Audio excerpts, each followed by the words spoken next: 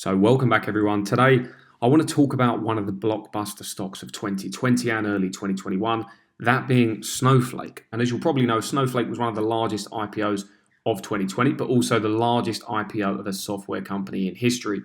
Initially, it went public at a valuation of around 34 billion, but by the time the stock was floating live on the public market and retail investors could get involved, the valuation reached close to $75 billion, something extraordinary for a company that had revenues around 500 million and a loss-making business. But it's a stock that divides opinion, and it's a very interesting case study. Many people think its valuation is completely unnecessary and gives you almost no chance at making a good return. Then you have the other side, the people who believe so much in the business and its product that the price you're paying today doesn't really matter. It's going to outgrow that 75 to 80 times sales multiple that it has at the moment. And I want to explore both sides in this video today and come to what I feel is a fair conclusion. I recently did an analysis for Snow on our Patreon community page, which ordinarily would be DCF based, but that is obviously hard to do with a company that's losing money and growing so quickly. So we took a slightly different approach in which I mentioned that Snow is a great case study because it's an example of one, why price matters when investing, growth is great, but at what cost is it null and void? But also two, why business valuations are about more than just plugging numbers into an Excel sheet. There has to be a crystal clear narrative and qualitative thesis that's behind it, but it also needs to be supported by the numbers. So there needs to be a good pairing there.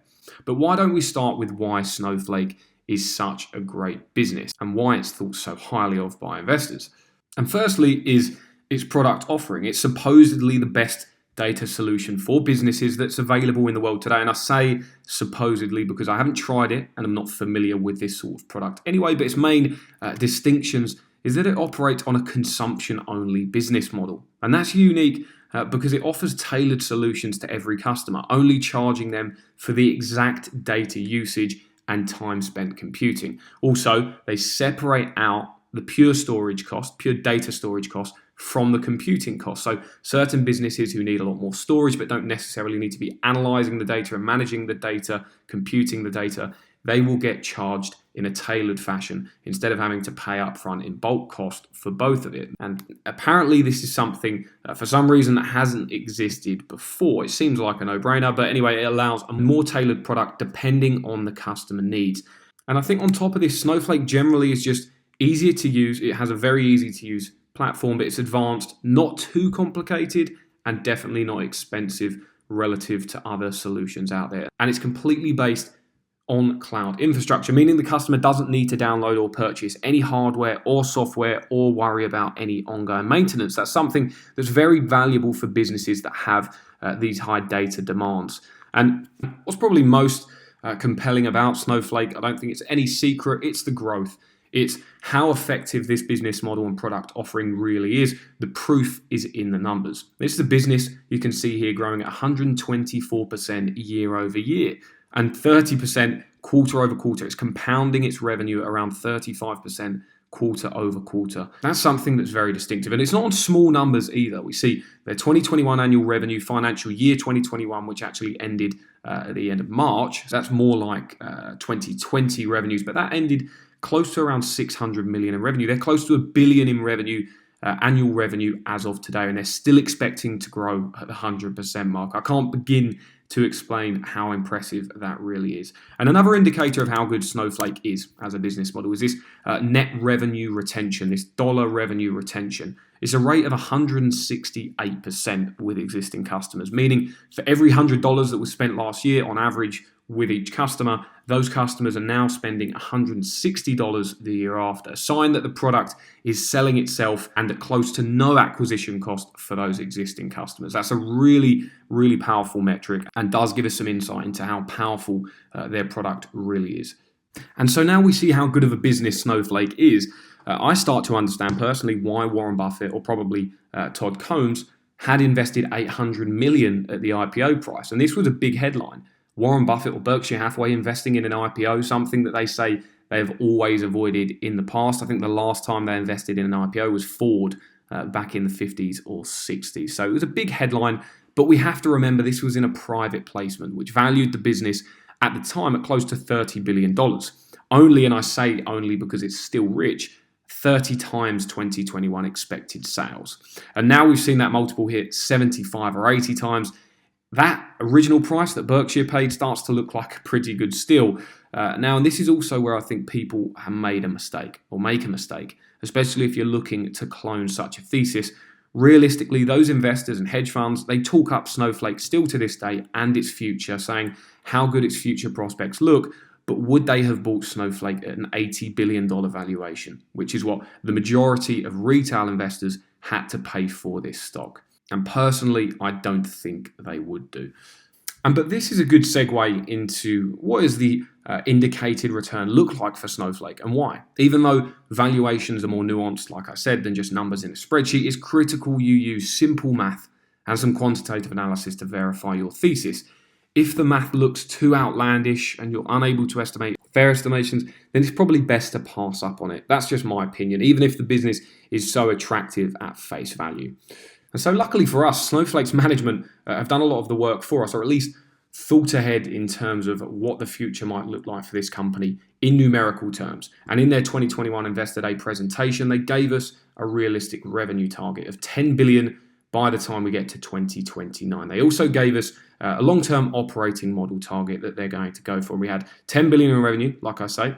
They think they're going to get to 10% operating margins, which seems a bit low to me, and then 15% free cash flow margins, give or take a few points as it is adjusted free cash flow.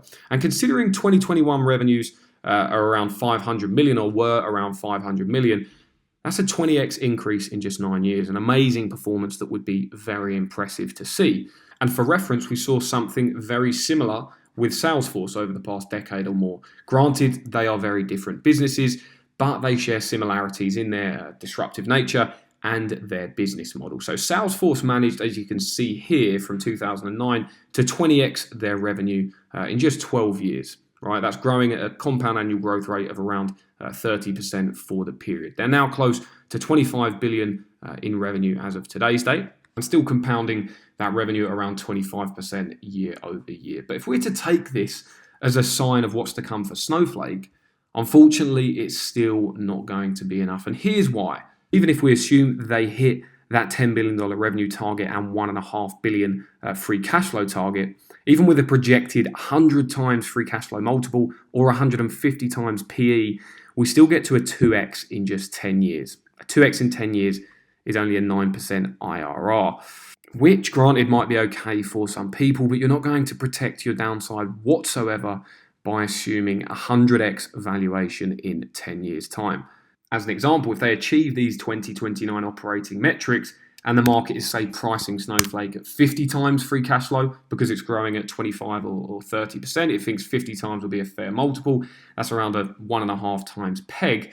You would have made zero return in 10 years. The market cap or implied market cap would be less than the market cap today. Do I think that will happen? No, but it's definitely something to keep in mind. And for me, it's a red flag when I'm looking at an investment. Realistically, Snowflake's management could be lowballing these targets, which is likely. They probably are. But current TAM only being 90 billion, close to the valuation of the business, by the way, which is nearly the size of the total market they have at the moment. 10 billion on that TAM doesn't seem too bad. And for me, I think Snowflake needs to hit close to 25 billion in revenues by around 2030 to be a compelling investment from today's price. And I'm basing this on a generous 10 times sales multiple, as you can see here, which gets the business to around $230 to $250 billion valuation. And this implies around a 12.5% IRR, as you can see here. This gets us around to the share price of the stock today, $270. We're sitting at around 265. So it's implying a 12% return, which granted is a decent return, not over my hurdle rate of 15%. But the problem I have with it is with no margin of safety, no room for errors in both business results and my estimates. We're applying a pretty big 10 times sales multiple to it in 2030, so 10 years down the line, which I would not ordinarily do if I'm looking to invest myself. But basing that off of what Salesforce is realistically going for today, that's going around, it floats around the 8 to 10 times sales mark. So I guess you could say if you're looking at comparable companies, it's a software company, the margins will be expanding maybe 10 times sales is fair. But for it to be a compelling investment, even just compelling from today's price, we need to see 25 billion in revenues by 2030. And if you believe they can do that, then fair enough. But the moral of the story here, guys, is that I feel price does always matter and people need to pay more attention to it, especially in today's market. Human tendencies unfortunately lean towards expecting better things than what's reasonable. 100% growth year over year cannot last forever, even if Snowflake seems to know that, but investors maybe do not. And although investing is about so much more than quantitative analysis, I will say that again, it is paramount that you use such analysis as a sense check and think as rationally as possible to analyze an investment opportunity. This is the approach I've taken always, and it's served me well so far, and it serves a lot of other people well as investors too. So I definitely encourage it. There is, of course, the possibility with Snowflake that I'm unable to envisage or comprehend how big the data and cloud economy can get, and as a result, how big a company like Snowflake can be. And that's fine. That's investing. You're not going to know everything about every sector, but it's about doing what makes complete sense to you and being an independent thinker. That is the moral of the story and the bottom line here, guys. Just wanted to share these thoughts and analysis with you. Snowflake's been requested a couple of times, and I think it is a really interesting case study and very reflective of the market we're in at the moment and the world we're in at the moment. And it's obviously a very exciting and brilliant business, but because of the price, unfortunately, it's a bad investment. So I hope you enjoyed the video, guys. I'm currently on holiday with the family and have another week left, so I will try and get another video out later this week. But if not, I'll be back on the weekend to talk about some of my recent investment activity, and I'll post another video. I'll leave a link to the Patreon down below where you can see some of my Patreon-only analysis, buys and sells, exclusive content, and all my previously covered stock valuation models. I've got another valuation and analysis coming out for the Patreon community later this week, and we'll have a new bundle of stocks to cover for August. So go and check that out if you're interested in supporting the channel and getting some benefits to go with it. And then also, just lastly, let me know your thoughts on Snowflake in the comments below. Leave a like if you enjoyed the video and subscribe to the channel if you haven't already. I will see you all in the next video, and as always, good luck with your investments.